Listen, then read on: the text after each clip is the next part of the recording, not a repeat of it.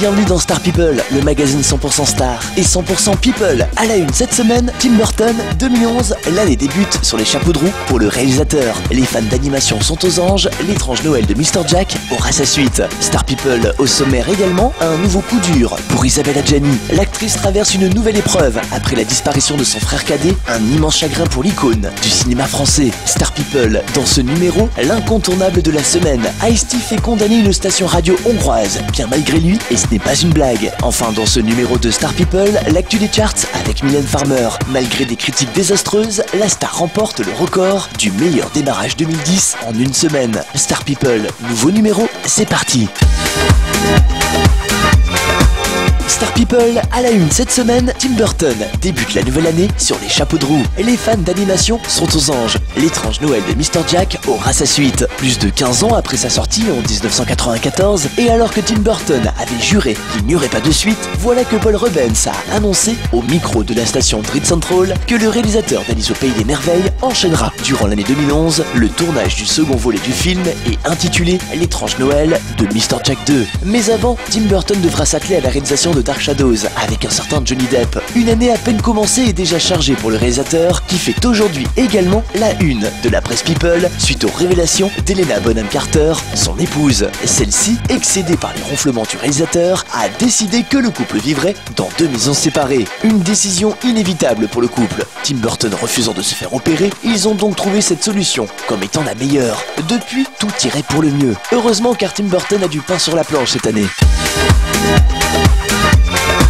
Star People et un nouveau coup dur du destin pour Isabelle Adjani. Un bien triste Noël pour l'icône du cinéma français. L'actrice a perdu son frère cadet, Eric Hakim, 53 ans, le 26 décembre dernier. L'homme est décédé des suites d'une crise cardiaque. Une disparition d'autant plus douloureuse pour Isabelle Adjani qu'Eric était très proche d'elle. Les 2 frères et sœurs avaient grandi ensemble à Gennevilliers, dans la banlieue nord-ouest de Paris. Tout comme sa sœur, il s'était essayé au cinéma, au départ comme assistant caméra, puis comme comédien, où il a joué dans 2 longs métrages. Par la suite, il s'était tourné vers la photographie avec succès. Selon le souhait de sa famille, Eric Hakim a été inhumé dans la plus stricte intimité. Le défunt laisse derrière lui 2 enfants, un garçon et une fille. À 55 ans, l'actrice a souhaité remercier ses fans via son blog officiel pour leur soutien et leur témoignage d'amitié qui l'aident à surmonter cette triste épreuve familiale. Toutes nos pensées à l'actrice et à ses proches.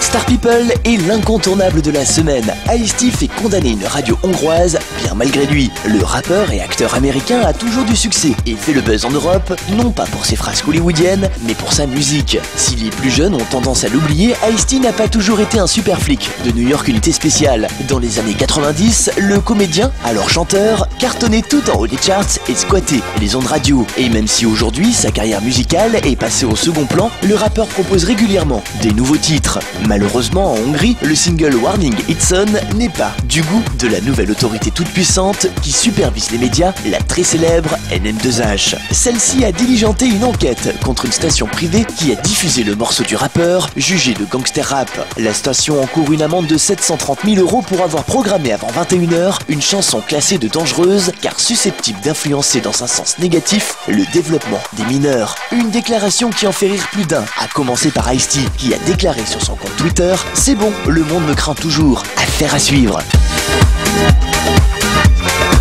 Star People et l'actu des charts. Mylène Farmer fait un hold-up dans l'industrie musicale. Souvenez-vous, le 6 décembre dernier déboulait dans les bacs Bleu Noir, le nouvel opus de la chanteuse énigmatique. Descendu par la presse, il semblerait pourtant que le public en ait décidé autrement. Une semaine après sa sortie, le nouvel album s'est écoulé à plus de 139 000 exemplaires, record du meilleur démarrage pour l'année 2010. Malgré des critiques désastreuses et un contexte plus que moribonde pour l'industrie du disque, la chanteuse a réussi un véritable coup de force avec Bleu Noir et prouve une fois encore qu'elle est l'artiste française numéro 1. Après une tournée des stades avec guichet fermé et un nouvel album qui marque un véritable changement de style dans sa carrière, l'année 2010 aura été celle de tous les succès pour la chanteuse. 2011 devrait être celle de son retour au cinéma après l'échec de Giorgino en 1994. À l'heure du grand nettoyage farmerien, en sera-t-il de même? En tout cas, force est de constater que ce petit vent de fraîcheur semble payer. Voilà, Star People, c'est fini pour aujourd'hui. Rencard la semaine prochaine. Bye.